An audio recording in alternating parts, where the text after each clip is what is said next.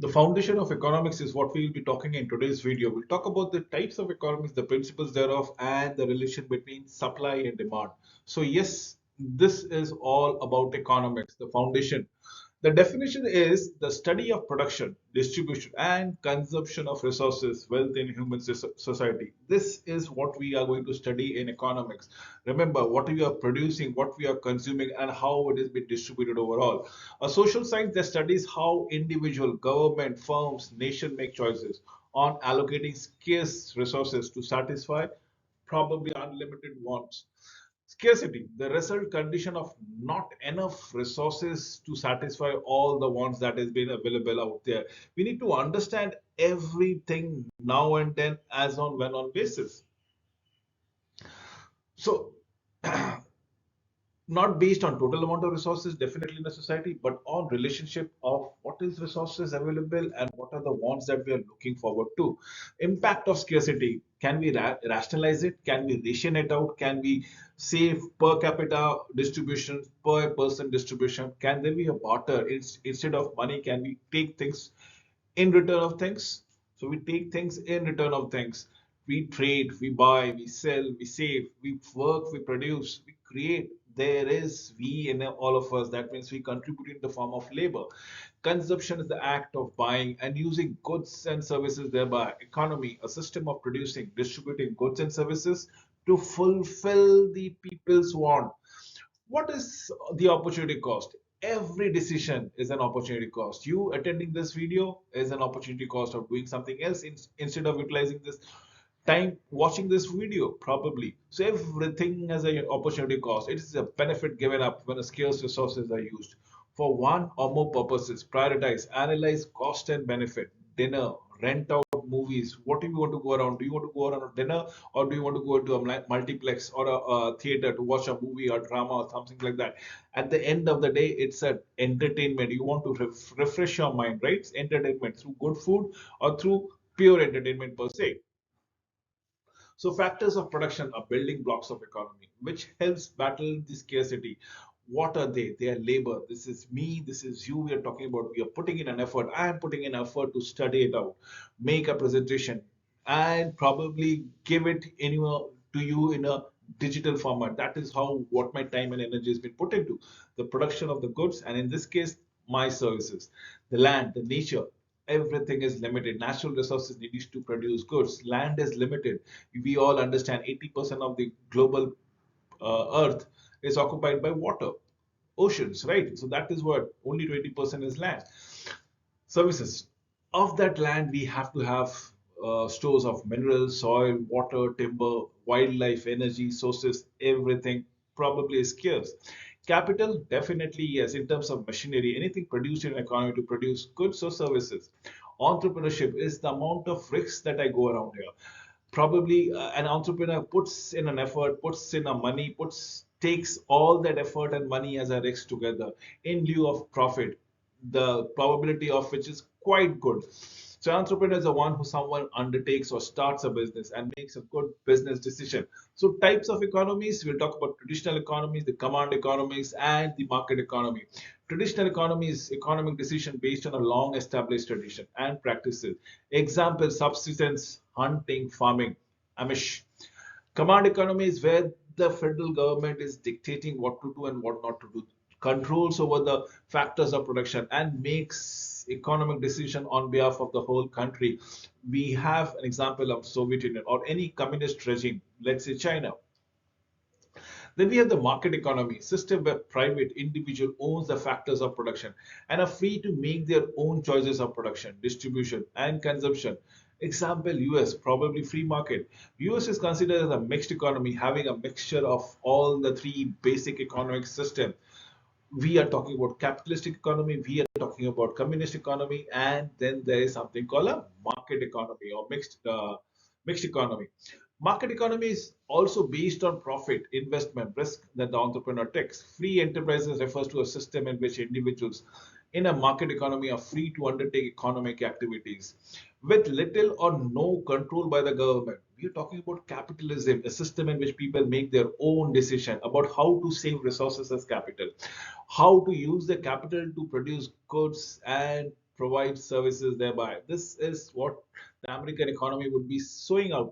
So there is a balance between supply and demand, and this can be in equilibrium.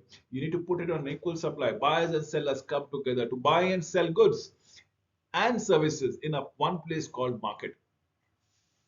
Producers of an individual both act as buyers and sellers, consumers and producers at the same time.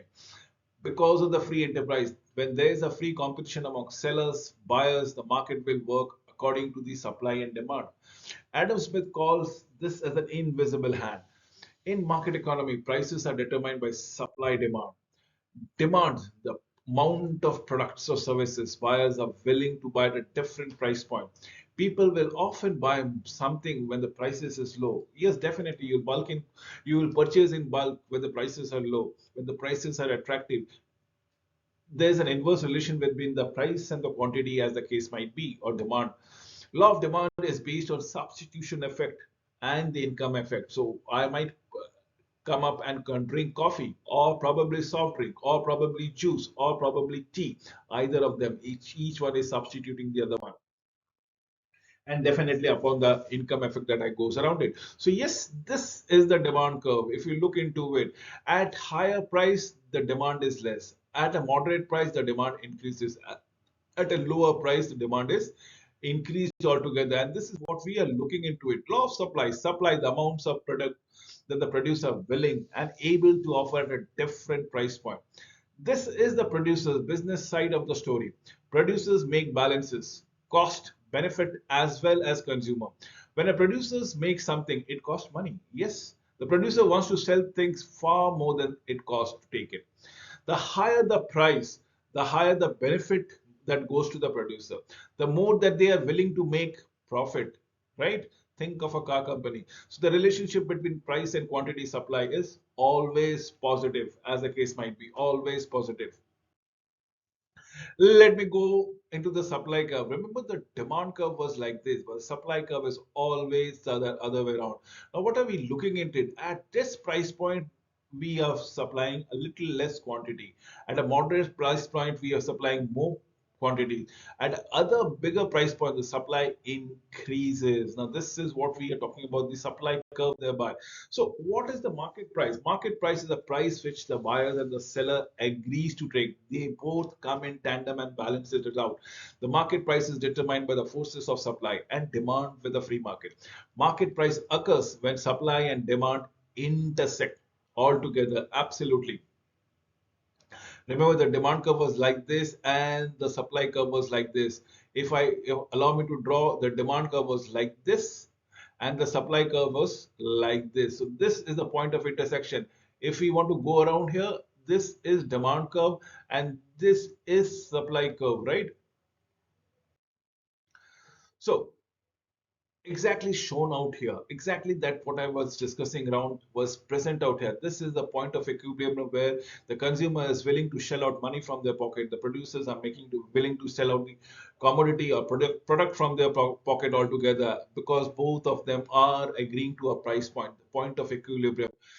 This equilibrium is when the market economy cannot act freely. To determine whether the market price shortages or supplies surpluses occur, price ceiling, maximum price that can be charged, sometimes set by a government, may cause shortages. What is an example? Let's say about the rent control.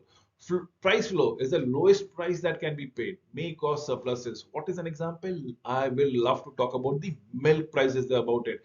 So the lowest price that can be paid, price ceiling, the maximum prices that can be charged, and after that it can cause shortages, as an example of rent control. Let's say excess demand. Excess demand is created when price is set below the equilibrium point. Mind you, what is my equilibrium point? This is my equilibrium point, right? Because the price is low, too many consumer wants the good, while the producers are not willing to make enough of it. So if the price point is low, see the demand obviously here. In the supply point, this is where the equilibrium, but when the demand is high, we are asking for much more demands out here. The equilibrium point was out this when the demand and the supply mix. When there is no demand, probably the producers are only producing for this quantity, they will be priced out here. But if the demand is more, don't you think this quantity, the price point, people are going to purchase more and more number of quantities, so it gets pushed off altogether. And that is what we are talking about it in terms of supply. If the price is set too high, excess supply will be created within the economy and there will be another inefficiency allocated. Now what we are looking into it, excess supply and a demand is low. Remember, excess supply, how point of equilibrium is out here. So at this price point, probably the quantity demanded is out here. But when there is an excess supply for this price point, your quantity increases. Does the price point increases? Probably no. Why? Because there is abundance of supply. With this, I come to an end of this presentation. Thank you for watching the video till the end.